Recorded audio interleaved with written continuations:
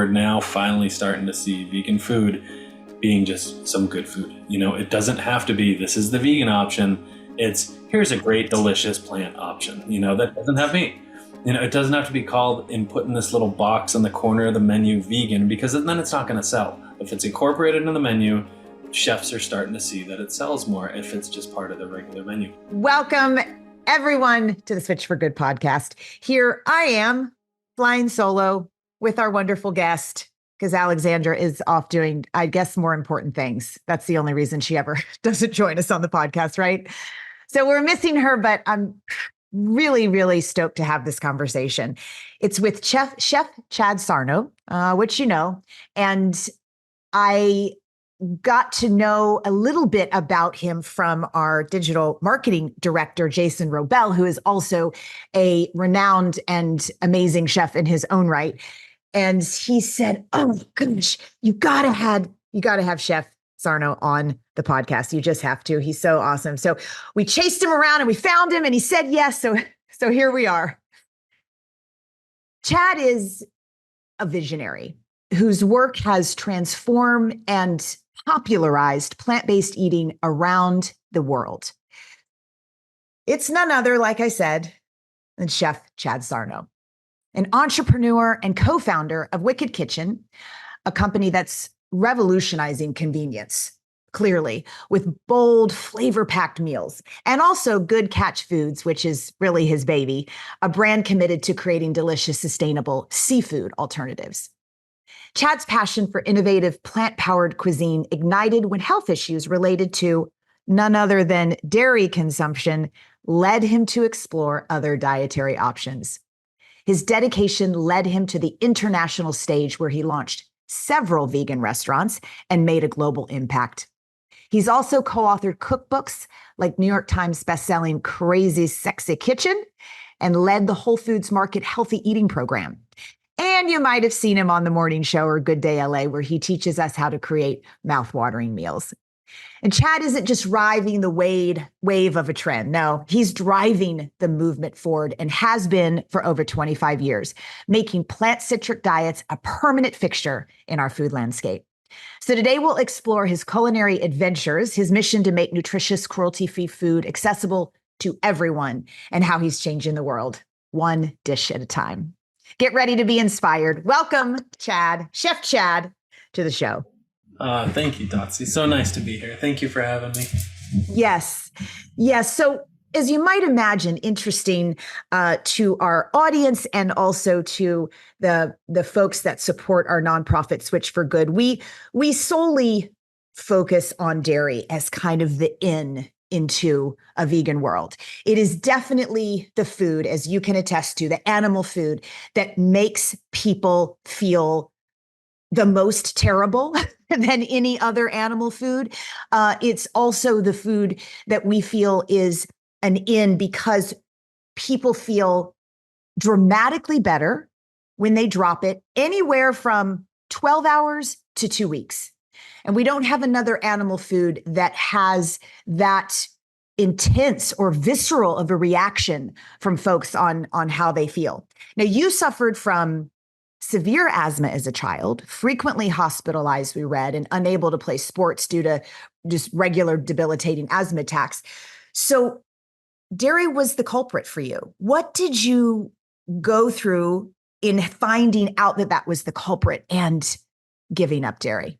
Yeah, thank you for asking. That's how I usually kick off a lot of my conversations around this too, because a lot of people don't make that connection, until you're pushed up against the wall. And I was most of my childhood, and there's childhood asthma, where people grow out of it, but I was not growing out of it. I had asthma most of my childhood that I remember, and also throughout high school. And I had I was on multiple inhalers. At one point when I was younger, every weekend I'd breathe off a nebulizer. I would take like the most horrible medicines. I remember this one that would shoot these time-released little pellets into my lungs when I would breathe them. It was called Slobid. It's like old, I don't even know if it still exists, but anyways, I suffered pretty bad with asthma. And I was looking, when you're that young, you kind of rely on authority to kind of give you the right guidance. My parents didn't know any better. So, but the doctors that I went to, nobody ever related it to dairy. And a friend of the family had mentioned something in my teenage years, and so I took it upon myself to dive in, and I stopped eating dairy products around 17, 18 years old, and haven't looked back. And within 6 months of going fully dairy free, and I didn't give up animal products at the time, all animal products. It was dairy first for me because that was my introduction. Didn't have any vegetarians around me my whole life. I didn't really know what was a thing. And so I stopped eating dairy products, and within 6 months I was off all my inhalers and never looked back. I had crippling allergies, every season. I grew up in New England. So there's pollen all over the place. I just remember being allergic to all these flowers, allergic to dogs, allergic to cats. I mean, you name it. I was like one of those kids that were just always stuffy and, mucusy and all that because of the dairy, really. And what's really crazy is it opened up my eyes, and sometimes we have to get pushed up against a wall, unfortunately, to open our eyes, right? And it opened my eyes up to what was possible. And what it did more than anything, Dotsy, is it got me angry. And that anger is what fueled my career, and because I relied so much on authority to give me the guidance, and I didn't. I felt betrayed by all these doctors I went to and specialists. Nobody ever connected it. And so that push of not trusting authority pushed me into diving deeper and what was behind the curtain even more. And so I took it upon myself. And, when I left high school, I went to college and, just for a short stint. And during those years, I just dove deeper what was behind the curtain, and I learned about veganism, learned about raw foods and, all of that. And so that's what kicked off my career. And ever since, that is the root of my push in my career of making as much impact as I possibly can, going against the grain most of the time, so. Anger can fuel some pretty remarkable shifts. I can relate so much, and people that listen to this podcast know I had a similar situation where I was inside the confines of the Olympic training centers as I was en route to the Olympics. I was trained at those training centers for 12, 13 years. And dairy was the title sponsor of the U.S. Olympic team during that whole entire period. And the recovery bar at the training centers were only dairy foods. Now it's very different now, but that was the case back then. And I'm seeing teammate after teammate struggling with dairy and being made sick by dairy, yet afraid to give it up because we had been sold this lie, and pretty hardcore, right? Like every dietitian that you would ever meet with was like, this is like a critical component to winning medals. They kind of almost went that far. So my frustration and anger from that taking place and then uncovering the truth feels very similar to yours, where you're just, and then watch out, right? Because then we're on a mission. Like you lie to us and we find out. So when you say you took it upon yourself, was it just, and is in terms of figuring out that it was dairy that was making you so sick, did you just see on the internet that it's like one of the top 9 allergens and that lactose intolerance is really prevalent? Or how did you figure that out to say, okay, it's the dairy? Once I actually understood and saw some immediate effects, like literally within a month of stopping to eat dairy, like as a kid, I remember having ice cream and I cough all night. I would have ice cream and I would be mucusy and coughing and wheezing all night. And, God bless my parents. They were doing the best they could. But it just wasn't the norm. I've been non-dairy for over 25 years and it wasn't the norm. And so making that connection, but after, seeing the effects that it had directly on my personal health, without knowing anything else about, the plant-based world out there, that made me want to dive deeper. And, our bodies tell the truth, and it made sense. What the biggest piece that made sense is they always told me was, because I would have all these questions. I was very inquisitive when I was a kid and, around asthma, and it's mucus in the bronchial tubes. That's what it is, right? Dairy is one of the greatest mucus forming foods we ingest, and it makes sense. Like we should not be consuming dairy, period. And it's mucus forming, especially somebody who has compromised lungs or any kind of, breathing compromise with asthma or any kind of respiratory issues, they should eliminate dairy immediately. And I started working, kind of fast forward a couple of years after that. I just wanted to stand on my soapbox and preach. And we all go through that phase, right? Of like, as soon as you learn, you want to scream it to the world and you want to push people in a corner and be that, I guess that's what, people don't like about vegans necessarily, but at the early time, in the early days, it seemed like the right thing because I felt so betrayed,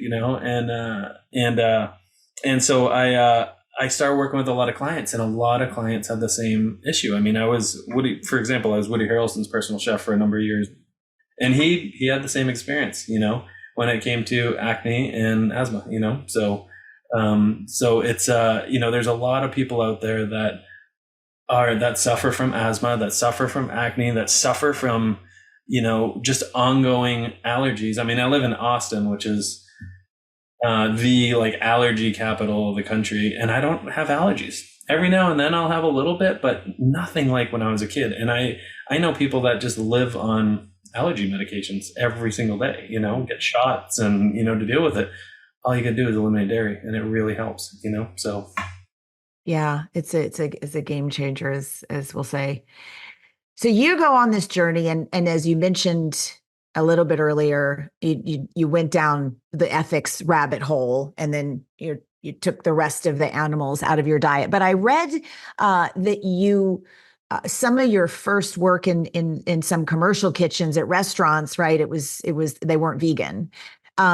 And I just wanted to hear what that experience was like for you as you're starting to struggle with the ethics of not eating animals and then making that decision not to, but there's a part of your work that's still embedded. I'm just wondering what that was like. And when you finally said, I don't know that I can do this anymore, or maybe you didn't, but then you started all your own companies, which we're going to talk about, so that you could be around vegan food. Yeah, I mean, by default, I always worked in kitchens. It was just an easy summer job. It was an easy job during, growing up. My grandma had restaurants, was an amazing cook, and, worked in cafeterias and all that. And my brother has had restaurants. My older brother, Derek, who I'm a business partner with a number of the businesses. And so I've been around it my whole life. And so it was kind of, by default, that was my way of income. And so I didn't know that restaurants existed out there that were plant-based. And so what I actually dove into first was raw foods, because that's the information that I was able to find. And because I was going through my own personal spiritual awakening, I started researching a lot around, because I grew up Catholic, and which I had a lot of guilt, obviously, that came with that, to say the least. But as I dove into things, I started to look at the connection between health, and a lot of information around raw foods came up. So that was my real first introduction to veganism, was through raw foods. So I stopped eating dairy, and then I started to explore raw foods, and I made that connection. I went down that rabbit hole for years, and the more I learned about animal rights, the more there was to feel like I was betrayed more, and I wasn't told the right information growing up, and that connection between the animals we eat and the food on our plate, and it just all started making sense, and it fueled my passion dramatically as in my younger years of wanting to make a difference, as you had mentioned. So that's what fueled my whole career was the impact opportunity. So you and your brother Derek launched Wicked Kitchen only 6 years ago. Yeah, Is that right? Actually, I thought, wow, gosh, I feel like I've been hearing about it for 20, but it's like, well, we launched Wicked Healthy. So Wicked Healthy it goes back to, so I had restaurants. So just kind of fast forward some part of my career here. I ended up, when I was in raw foods, I was working with a lot of restaurants, diving into the vegan side of things. I started working with a lot of restaurants at that point. I went over to Europe. I was contracted to open up a number of restaurants over in Europe. So I lived over there for about 5 years, and in Turkey and London and Germany, opening vegan restaurants. And at that point, they were about half raw, all plant-based, all non-dairy. And so that put me on. That was a crash course, and that was my schooling for sure. We opened up 6 restaurants in 3 years in 3 countries, and I was young, I mean, that was 20 years ago, so that put me on the path of working in a lot more restaurants. And I came back to the U.S. by working with Whole Foods Market. I met John Mackey. I started working with him on the new core value, which was around healthy eating education. I moved back from Europe to Austin, which is where I've been here for 15 years. And during that time at Whole Foods Market, we launched the Health Starts Here program, which was, one part of the new core value with Whole Foods at the time. And my brother, he had his own path up to that point. He was at a monastery. He was at a monastery for about 1.5 years, 2 years because of, other experiences that he had with the loss of his fiance. Ended up in a monastery. And so when I was at Whole Foods Market, my brother came on and joined the team that I was on the leadership team to help sort of initiate this new core value globally with Whole Foods.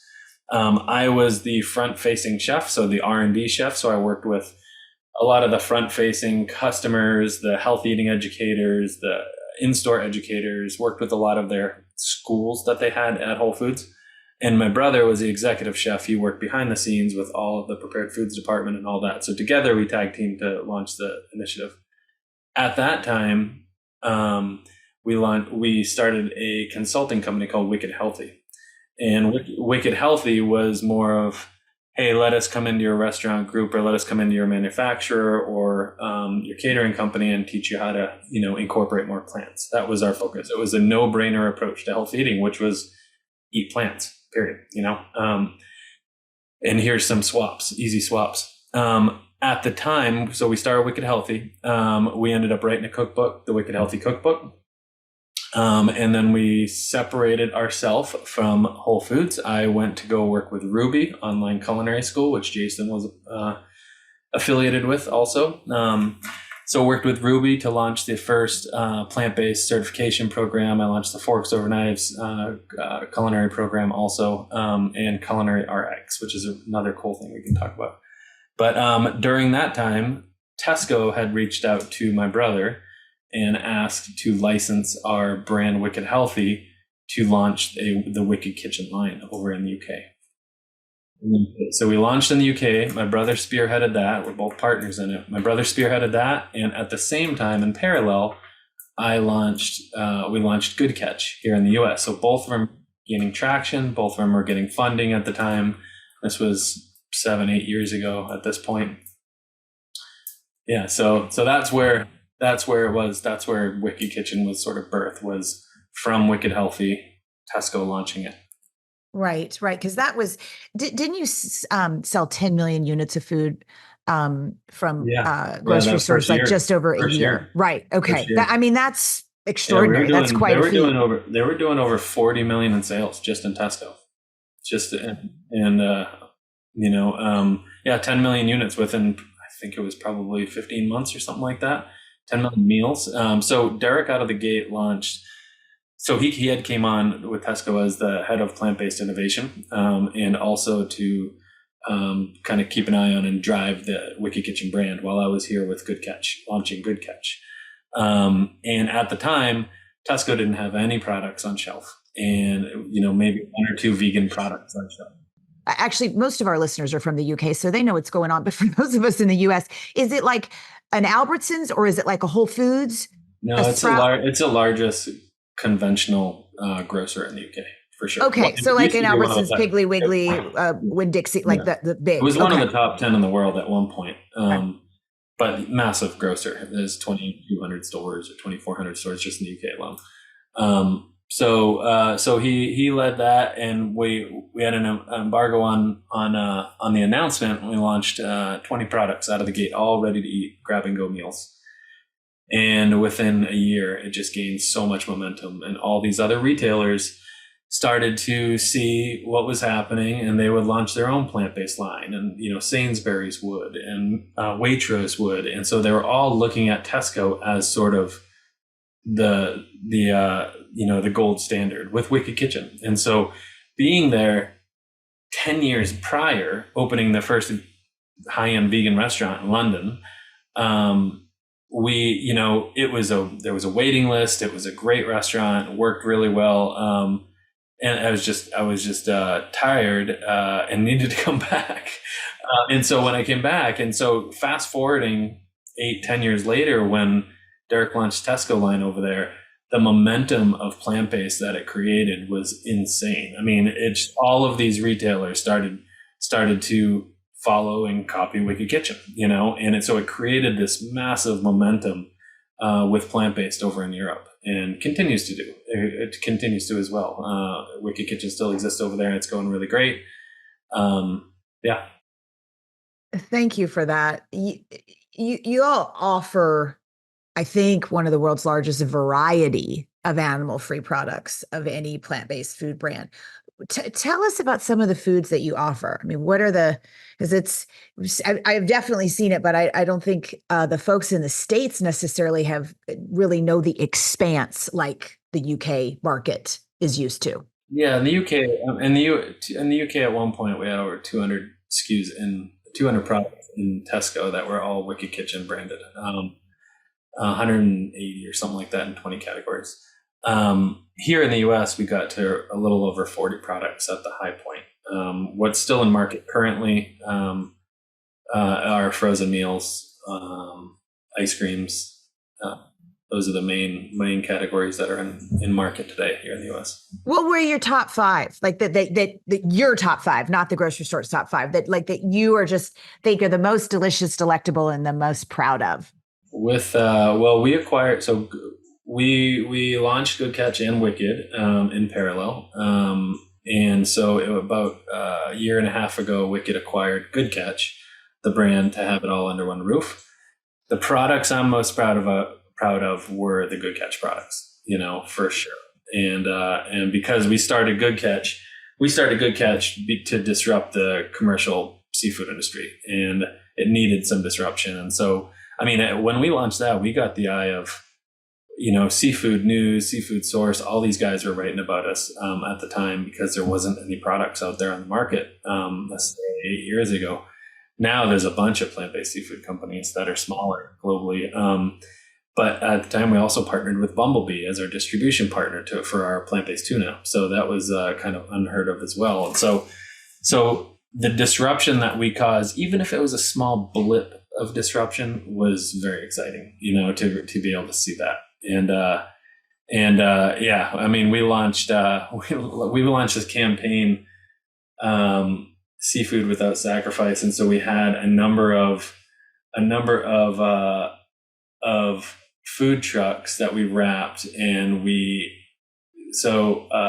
Subway was launching this big relaunch of their products. And so we put out a number of food trucks that were branded for 2 days around the country, that we were handing out thousands of free foot-long vegan tuna subs in front of Subways. And we had a great cease and desist thrown at us. That's what we wanted, right? So we just got some good press out of it, and it was a lot of fun, and we disrupted their launch of some of their products at the time. So, the disruptive piece is what's been driving my work, and it's been very exciting. So the Good Catch products are something that were quite special. So on your Instagram, you wrote that 2.7 trillion fish are caught each year for the seafood industry, which is about 5 million fish per minute. It's crazy. Which is you can't quite make sense of that, right? It's just, it's 90% of our fish stocks are gone just in the past 20 years. Yeah. 90%, more than that, 95%, something like that. It's insane, Yeah. It takes a strong, bold, disruptive nature is what it's going to take, and not just once, right? Over and over and over again. As the industry continues to spin the story, I had to sit at a dinner on Saturday night. That was a lovely dinner. It was a plant-based dinner, farm dinner, but the person across from me sells fish oil supplements, and I had to listen to the whole sustainable fishing crap. And it was just like, at what point do we realize that we're outfish the ocean and then it's over for all of us, right? The oceans die. There's no more anything. And it's so frustrating to hear the continual spin in all of the animal-based food markets. But that was the fish part is staggering to listen to, because it's so many, right? They kill so many for just fish oil alone, and then of course obviously to eat all the things. But yeah, they're beings, every single one of them, so yeah, no it's doubt. a staggering number when you start learning a lot about the seafood industry. It's from bottom trawling to purse nets to all of that is just shocking. The amount of devastation that the commercial fishing industry has, and there's no such thing as sustainable seafood. The most sustainable seafood is made out of plants. Like it's got to be made out of meat. That's it. Like there's no, unless you're sitting there by yourself with one line, you're still taking a life. So you can't justify that. But like it's just so foggy, the messaging out there that people try and push around justification of their addiction to protein. Right, and foggy is a good way to put it, because this supplement brand has algae supplements for the vegan. You know what I mean? It's like, I don't know what it's going to look like if we start taking all of the fish's food, though. So there's another, but nonetheless, and it does very, very well. Shifting to that could potentially. I remember sitting on a surfboard in a bay in Majorca, Spain, and it was the south of the island where this bay was, and in comes the biggest boat I'd ever seen.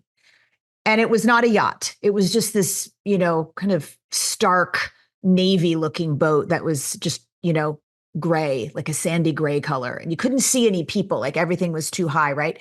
But as it got closer, a crane lifts up, and it still brings tears to my eyes. It looked like 1 trillion fish caught in this net. I've never seen such expanse in my life.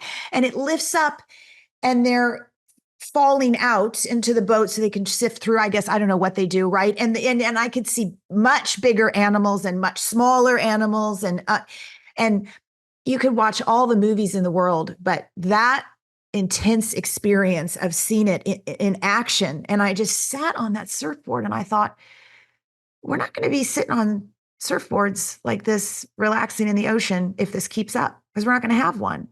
I mean, this is just one tiny boat in that industry at one little tiny island in one little country and one part of Europe. This is, and then it's every day, all day long, every minute. It's hard to grasp.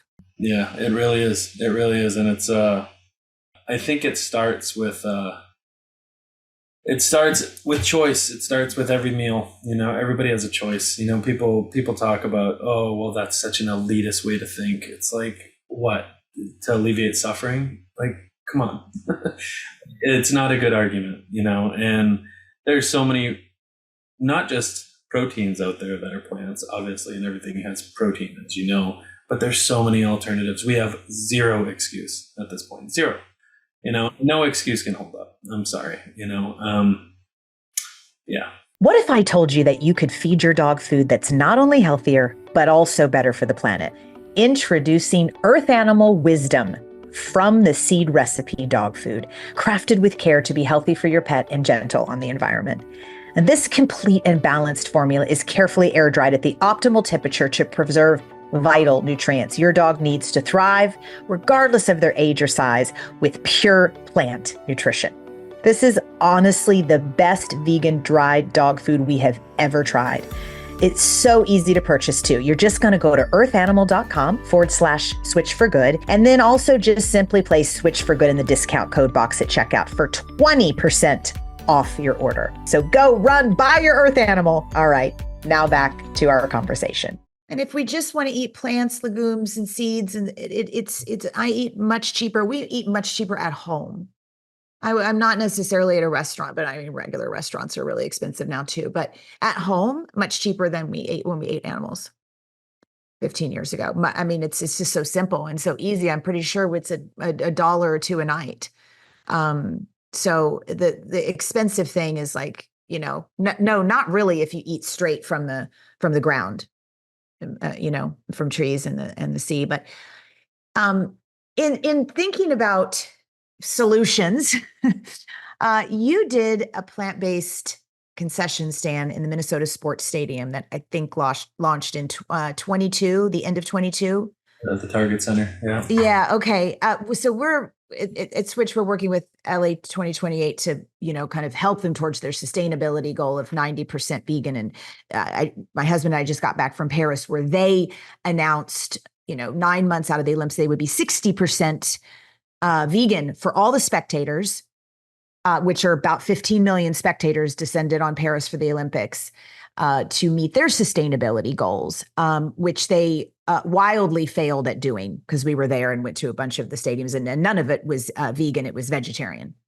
So they missed that note on the definition there of plant-based. But what are your plans to expand right into some of these larger sports stadium? And also, I'm excited to just hear how the Minnesotans, how they reacted to your plant-based food. Yeah, so that was with Wicked Kitchen. We had a partnership with the Timberwolves as their plant-based partner, and that's what brought us a concession stand.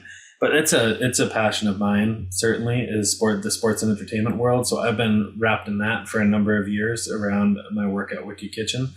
And all of them, you're right. I mean, all of them, the Aeromarks, the Levy's, the Oakville groups, the Sodexos, they all have sustainability initiatives that they're trying to hit, and they have mandated, okay, which is amazing. So, and these guys own the majority of the stadiums globally.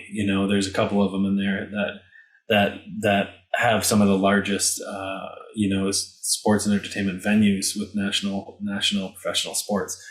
All of them have sustainability initiatives, whether it's, we were working with Savor. Okay, Savor has, they're owned by ASM Global. They have a 50% initiative of by the end of 25 for their menus to be plant-based. Airmark is the same thing. They're upped it a couple and they're at 52% of their menus to be plant-based by the end of next year. Now, we have to hold them accountable, and hopefully their board is holding them accountable if they're going publicly with those mandates. But there is no doubt that people are asking for it. And so I every year I've been going to this event, which is an incredible event if you haven't been yet, the Green Sports Alliance.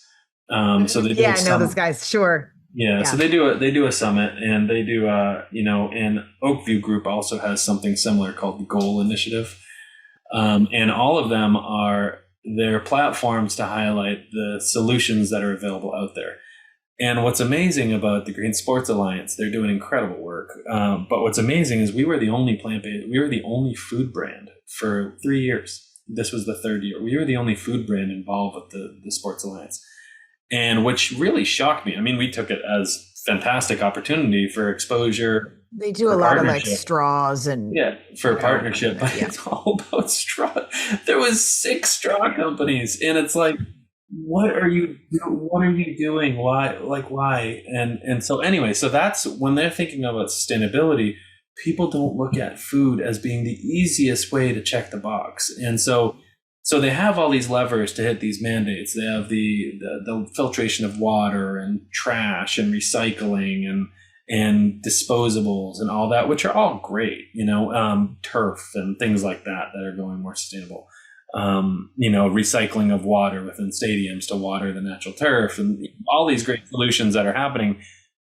But plant-based needs to be in the forefront. It has to be part of the discussion. And so that was my push at all of these summits that I would attend. And a number of stadiums are taken upon themselves, and they're all decentralized, right? Airmark and Oakview Group and all these guys are super decentralized. Levy, all of them, to where the stadiums can, if they have someone who's leading sustainability, who's passionate about that connection between food and sustainability, they're pushing plant-based. So it really is on a case-by-case basis. It's not happening nationally so much, but there are a number of leaders out there that are taking the reins. Levy being one of them. They have an incredible VP of sustainability, and they're pushing it, and they're seeing clearly that there's a connection between the food we eat and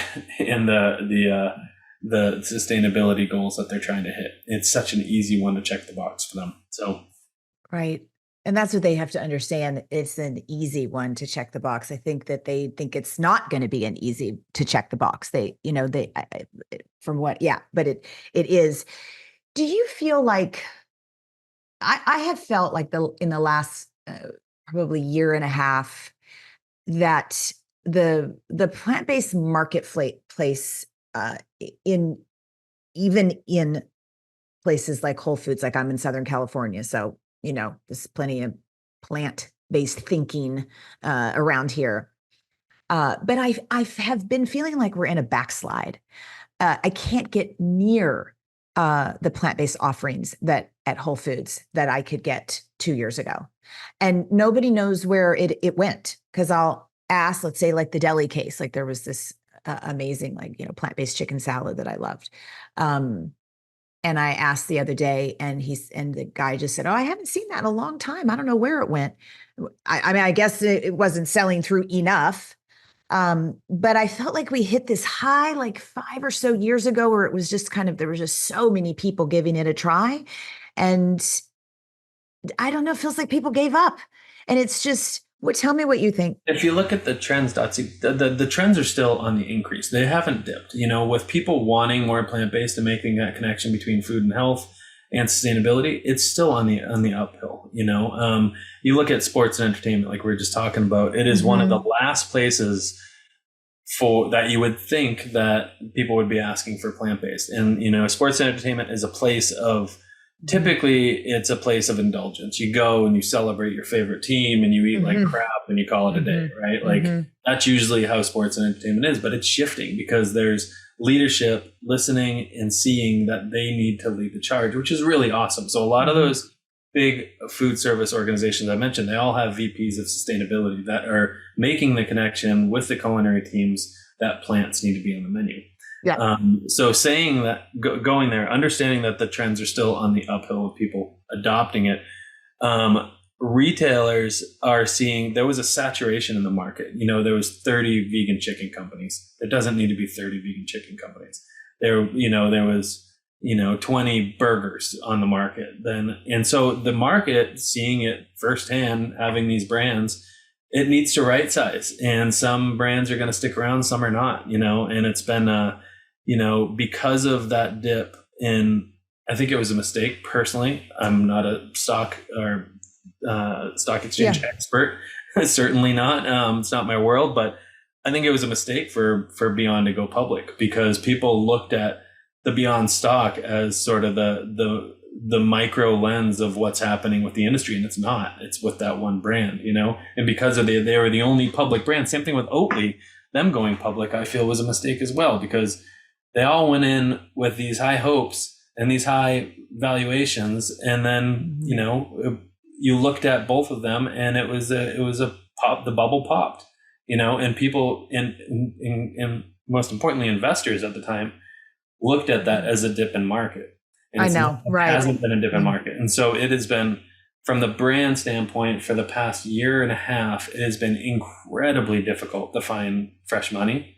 A lot of people, like those other 18 or 19 chicken brands, right? It's like everybody jumped on the bandwagon, whether they were vegan or not. They thought it was the money train. And yeah. And so a lot of these retailers are, I talked to Whole Foods, and we were out of stock with our Good Catch tuna, and we were nationally, and we were having a conversation with them to let him know that we were going to be out of stock for a while. And he's like, "Oh, this is the head of food service there."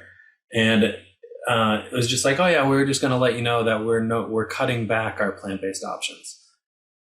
I don't know who's making those decisions, but they're wrong decisions. And Whole Foods is supposed to be the leader here, and they're falling behind, in my opinion. You go to H-E-B and Central Market and Wegmans, and they're all leading the way. Whole Foods is in the dust, in my opinion. And just because of those bad decisions. I don't know who they're listening to when it comes to trend setting, but people want a plant-based alternative in those retailers, and you got to have it. I mean, look at Tesco. Tesco has shaved the brand, the line down that we had at one point, but all these retailers in the UK have their own plant-based brands and have their own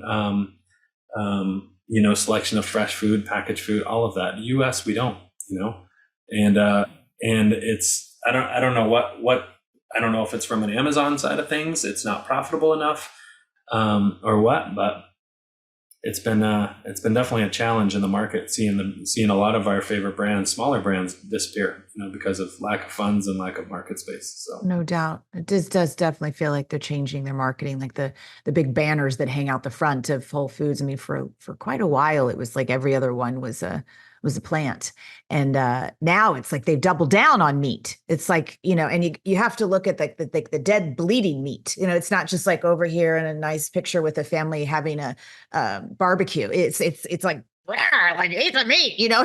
It's kind of intrusive, but one thing that we do know that I think is exciting, and because I've always believed that the dairy is the it's the way to a plant-based lifestyle, is we're still just seeing, plant-based milks have just they exploded. We're almost at 18% of the market, right? Meat is like 2.2. Dairy hasn't dipped. Dairy hasn't dipped. Like the non-dairy side of things, it doesn't seem like that's dipped at all. Plant-based meat for sure. Right. I think it's people got the memo, right? That I feel like crap, like you did. And then it's like, okay, what am I going to do to replace me? And plant-based milks are cool. They're not just like, oh, I have to have this almond milk. No, they're like, oh yeah, I drink almond milk, or I drink oat milk, or soy, or whatever it is. Like and I read somewhere too that 28% of Gen A's feel embarrassed ordering dairy in public. Great. So we're getting as they good should. reaction. Great. As they should. Yeah, as they should. Right. So it's we're really shifting in as far as that animal food. We now just got to shift the upcharge. And I know you're doing a lot of work on that, but we gotta shift the upcharge. That's one of the annoying aspects of, just like when you order something without meat and make it a vegan version, they add avocado and they take the meat off. It's like, come on. Come on. Yeah. You're going to upcharge me for not putting flesh on it. Come on. Right. And especially when we find out what the upcharge is, that it's just shy of 800% for almond milk. Cost them 9 cents and they're charging us 80 for a medium latte. So like that, yeah. And it's just price gouging, which, companies are allowed to do, but the public doesn't like it and isn't going to continue to put up with it, I don't think, once they know the truth. But well, let's talk a little bit more food. We're talking about the future of food and brands and everything. But Alexandra and I both have been very open on the podcast that we're just terrible cooks. I'm one of those that's like, if I can't make something in 15 minutes, I'm hangry, because I start cooking when I'm hungry, and I know that I've been told that is not the way to go, but it's not a good and Jason and I created, I should say Jason created for sure, 9 good bowls from around the world. I picked all the favorite places that I had raced my bike around the world, and we made bowls because that's how I tend to eat, in layered bowls, because that's all I don't know how to make like a casserole or anything baked. Like it's just layers of stuff and flavors that I like. And so we made these good bowls that are on the website, and we did 2 versions of each one, because of course we had to do the Jason from scratch version. And then we had to have the normal people, Dotsy version that just has 8 ingredients, because I can't really work with too many more than 8 ingredients. So people should check those out. But I'm interested in some, tips for our listeners, tips on cooking, to make cooking easier. So I'm saying for my listeners, this might be selfish. I think it's for me, but I know there's a lot of listeners out there that are like me. What are some tips for listeners on making cooking just a little bit easier? Yeah, thanks for bringing it back to the food, because that's all it comes down to, is just good food. And it's, I'm so glad that I've worked with chefs for years. That's all I've known to do is work in kitchens, and I've worked with chefs for years. And we're now finally starting to see vegan food being just some good food. It doesn't have to be, this is the vegan option. It's, here's a great, delicious plant option, that doesn't have meat. It doesn't have to be called and put in this little box on the corner of the menu vegan, because then it's not going to sell. If it's incorporated into the menu, chefs are starting to see that it sells more. If it's just part of the regular menu, the vegans will find it. We're very diligent at finding what's vegan on a menu or not. But in terms of like taking your health seriously and taking your health to the next level, you have to get in the driver's seat of your own health, and that's understanding cooking methods. If you cook, and if you rely on cooking for your family, for yourself, for your partner, taking the step of understanding some basic foundational cooking methods puts you in the driver's seat of your own health, and you don't have to rely on heavily packaged foods that are going to, that are high in sodium, high in fat, all those things that we want to try and avoid as you start getting healthier, right? So, so tips that I have, I've been a culinary educator for years. I love the education piece. And when I worked at Ruby, before I worked at Ruby, it's ROUXBE, right? So people can take a look at that. There's some amazing plant-based programs that I helped launch over there as a certification program. There's a culinary RX program, which I mentioned I would share. It's basically a plant-based short course that doctors were prescribing to patients, because doctors were finding themselves as the authority with these patients. When they were telling them to stop eating this, start eating that, patients were relying on them to give them cooking advice, which that's the last thing you want to do is take cooking advice. Doctors are worse than I am. Yeah. And so we created this course that doctors can prescribe to patients and follow along of what their success levels were. So that when they had a follow-up, they could see where they were in the course and all that. So it was quite successful for a while. I'm not sure if it's going anymore. But before I joined Ruby, the cooking school, I was teaching people what I wanted people to know. I was doing these fancy dishes and, curry paste, like you were saying, Jason's recipes too, like things that take and it inspires yourself to go further and do more, right? And so that's the focus of my classes. And I was noticing over years, people were not retaining the information. They would love the class because they'd leave with the fantastic meal, but they were not retaining the information. So when I joined Ruby, the focus was breaking it down to the basics and foundational cooking methods. And because if you look at a recipe, and it says caramelize, bake, roast, sear, steam, parboil, poach, all those 10 people give them the recipe, they're going to make it 10 different ways because people don't understand those basic foundational cooking methods. Okay. So in order to take control in the kitchen and make good food, it starts with just basic understanding of what those mean.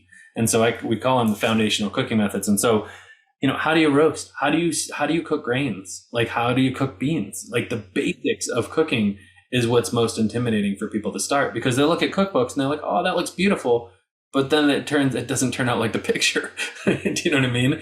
And so understanding those basic cooking methods, there's a lot of foundational cooking books out there and also courses online. You can just sit back and watch them and retain some of the information.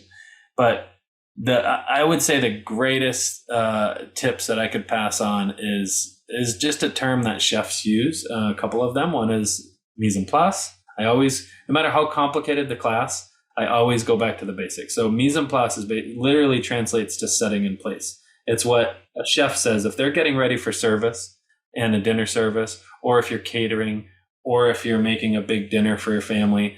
Mise en place is literally setting yourself up for success. So it's basically getting all of your ingredients, putting them on the cutting board, or getting everything prepped so that it can be an a la minute service. So somebody orders this, you can put it out in 2 minutes. You know what I mean? So for example, perfect example, let's say that I'm going to be making a stir fry for my family. Okay, just a basic vegetable stir fry with rice. The thought of that for people who don't cook is very stressful. The reason it's stressful is because timing and understanding setting yourself up for success. So let's say I know I want to use a wok. I turn the wok on. The wok's getting hot. I realize I got to make some rice. I'm running to the cupboard to get some rice. I pour it in the pan. I fill it up with water. By that time, my wok is smoking, and I'm like, shit, I turned it down. I run to the cupboard, to the fridge, and I get some vegetables. I start chopping up. I throw it in a wok. By that point, my rice is boiling over. I'm starting to freak out a little bit. Then I'm realizing that my veggies are cooking too fast and I need a sauce for the veggies. So you run to the cupboard and try and gather all the ingredients to make a sauce, or you're looking at a recipe and then you're throwing in bits and pieces of the sauce, and it's just going to come out as a very stressful meal, right? That just stresses me out talking about it. Yeah. Well, I've lived it a lot, so I'm okay. Now, setting it up is you want to think of timing. Rice takes the longest. Let's turn on the rice first. Let's set that aside. That'll be done in 30 minutes. The next one is let's make a rice cooker. Or a rice cooker. Yeah, or a rice cooker is so much easier, right? Then you want to make the sauce. You basically put in a bowl, you grab all your ingredients, you make the sauce, you have the sauce already made. You want to make, which vegetables you want to put in. You chop all the vegetables first, and then you start cooking. And then that way the pan's getting hot. You throw in your onions, you throw in your veggies with the oil, and they're sauteing. Your sauce is already made, and your rice is almost done. So then you hit the sauce, and then it's easy. And that's what I say. That's the term mise en place. In kitchens, we call it mise. It's one of those tips that chefs just take advantage of that make it so easy, because for service, there's no way a chef can make all these dishes off their menu from scratch. Everything needs to be set in place in order for them to execute the service, right?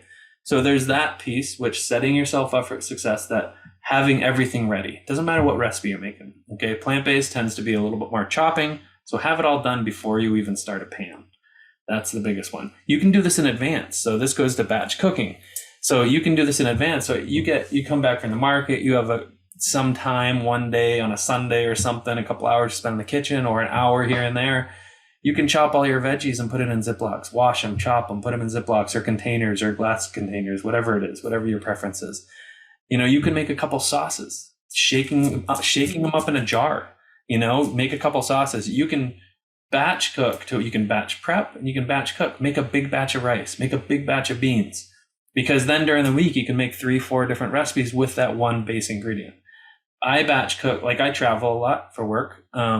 And I have a family. I have 2 little children and a wife that doesn't cook much. I wouldn't cook at all if I was married to you.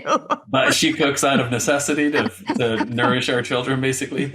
Right. But when I travel, I like to batch cook. So I'll make, my kids love tofu. So I'll bake off, 3 pounds of tofu for the week, or I'll marinate some vegetables, or I'll cook off some potatoes so she can just throw it in a pan, and so make a couple sauces. So it's about batch cooking. And again, it goes back to setting yourself up for success, no matter what you're cooking. And plants is intimidating for people to stop eating their processed food and all those animal products, and they're going away from packaged foods, and you want to adopt a healthy lifestyle and eat more plants. It's a change in lifestyle, because you've got to focus on your food. You've got to cook a little bit more. You got to understand how to cook a little bit more, and you got to know how to cut up some vegetables, it takes a little bit more time than, or you can use frozen vegetables too. That's fine as well.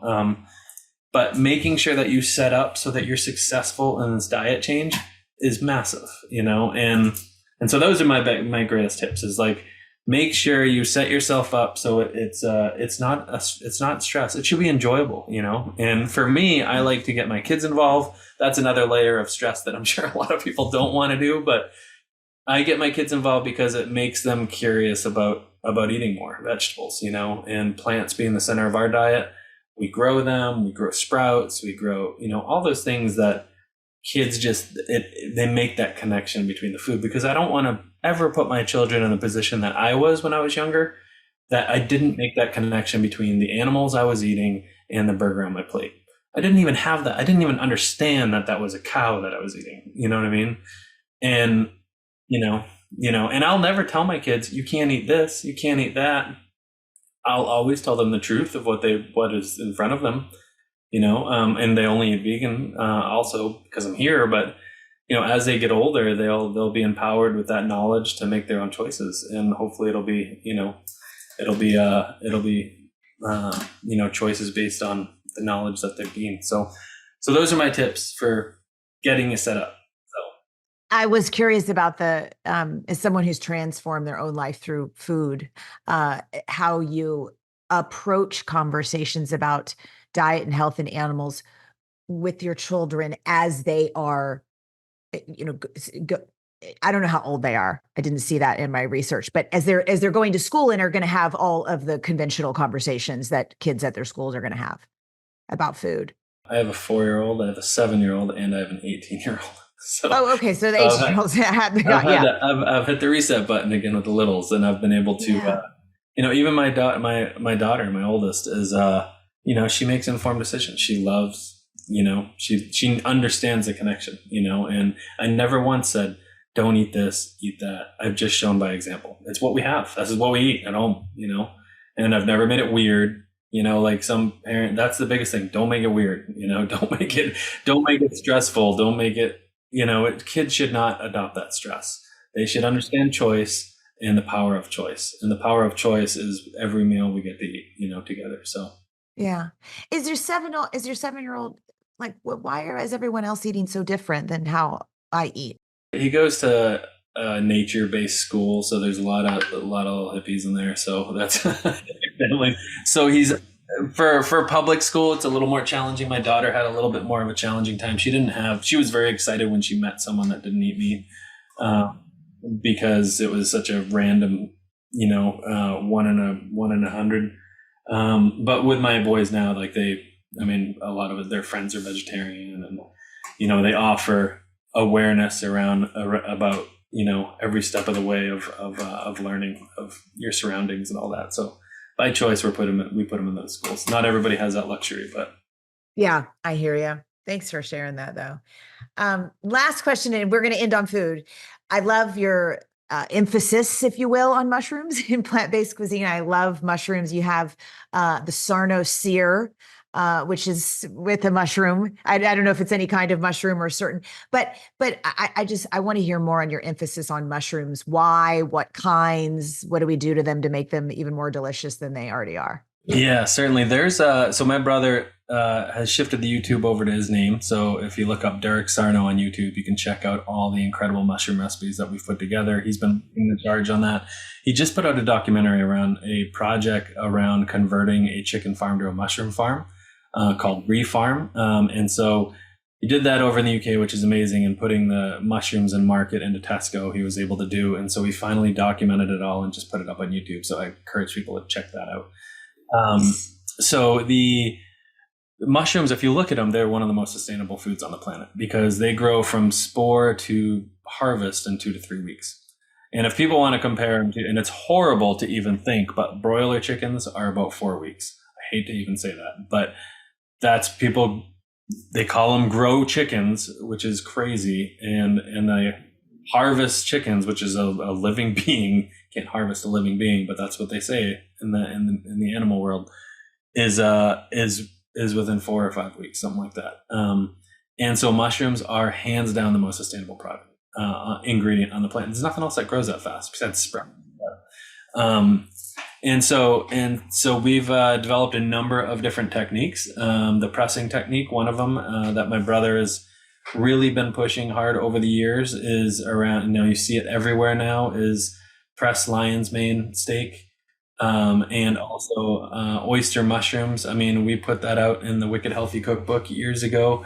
And so basically people who don't like the taste of mushrooms don't like the mustiness that mushrooms carry, that sort of musty taste, earthy taste. And when you press mushrooms, you press out the water. So you're really using them for texture. You press out all of the moisture that are in the mushrooms. And so you're using them for texture. Mushrooms are... Okay, wait. How do you do that? I've never pressed a mushroom in my life. You take cast iron. So okay. A good way to do it. So yeah. Cast irons. Let's say you have 2 9-inch cast irons. Mm-hmm. $20 pans, $30 pans, you can buy them. Lodge Cast Iron sells them in most stores. But just 2 saute cast irons that are the same size. Heat up one of them, very hot. You add some olive oil to it or neutral oil that you like to cook with. And let's say you get a lion's mane at the farmer's market. A lot more stores are carrying them. You can do maitake this way. You can do oyster mushrooms clusters this way. You can do even portobello this way. That's what I like to do. King oysters you can do. But you basically put them in the pan in a big cluster, and then you put the other pan on top. And with the heat, you just let the pan sit there for a minute. And with the heat, it's going to slowly create the moisture to come out of the mushroom. You don't want to push too soon on it because it'll crack the mushroom. You want it to soften a little bit. And so you cook it for, let's say, a couple minutes on medium to high heat. You got another pan on top. Okay, you got a towel on that pan so you don't burn your hand, right? So you're slowly starting to press the mushroom. And you're pressing the mushroom, you're pressing out that water. Like, for example, like you've seen those lion's mane mushrooms, which look like brains. They're huge. They're amazing for the brain, actually. They are so filled with water. And when you press it out, the amount of water that comes out of them is incredible. And it caramelizes and it goes right back in the mushroom, but it caramelizes. But you press it down, and I can show you some photos of like a fresh lion's mane to a steak, and you can make the most amazing steak. So you can basically press these mushrooms, both sides, press it, season it with salt and pepper, flip it, press it until you get that caramelization on both sides, and it's pressed down to a steak. You can basically take that and you could throw barbecue sauce on it. You could throw it on a grill. You can save it and marinate it and chop it up and put it in a stir fry. You can bread it. You can fry it. All sorts of things you can do with that pressed mushroom, or you can eat it as is, as a steak. But incredible whole food meat replacement. It's not as high in protein, but it still has protein and is packed with other vitamins and minerals and all that good stuff. And it's, no suffering involved. So it's, eat it with a side of black beans exactly. Easy peasy, right? Exactly.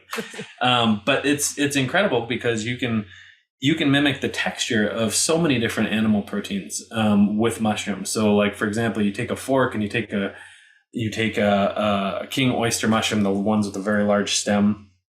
Take a fork and you basically just shred it with a fork, and it shreds in these long shredded pieces. Throw some olive oil, salt, and pepper, roast it on 375 for 15 minutes till it gets slightly crispy.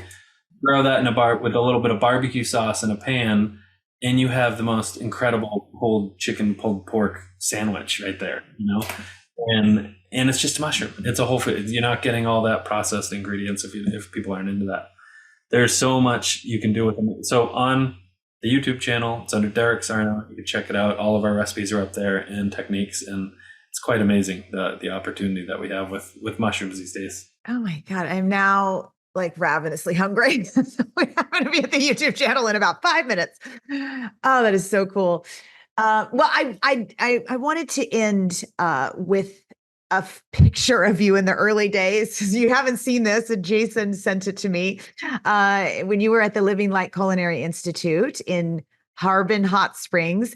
And I believe this picture is with Cherry Soria, the founder, right? Okay. Yeah. All right. So for our people watching on YouTube. 30 years ago, everybody that's 25, 30 years ago here. So look at that guy. Isn't that great? That was a long time ago. Look at that hair. Oh, you look like you're telling her something very intense and important. Super important. Right I know. Super important. That was a long time ago. I've been in this for a while. So very incredible. Well, I've cleaned up a little bit. Gosh. That's when you were following the Grateful Dead, Jason said. I think those are the times when he was that was a long time ago. Yeah, that's amazing though. I mean the chapters that I've seen with the plant-based world is quite incredible, and we're at this real pivotal time that there's no. I go back to that. There's no excuses. We have such an abundance of options when it comes to cooking technique, when it comes to education online, when it comes to products and market. There's no other option but to go plant-based. No, there's not. So, thank you for all the work that you're doing. It's a perfect ending. Thank you for all the work that you guys are doing, though. I appreciate you having me on. Thanks for saying that. It was a joy, pleasure. Until next time.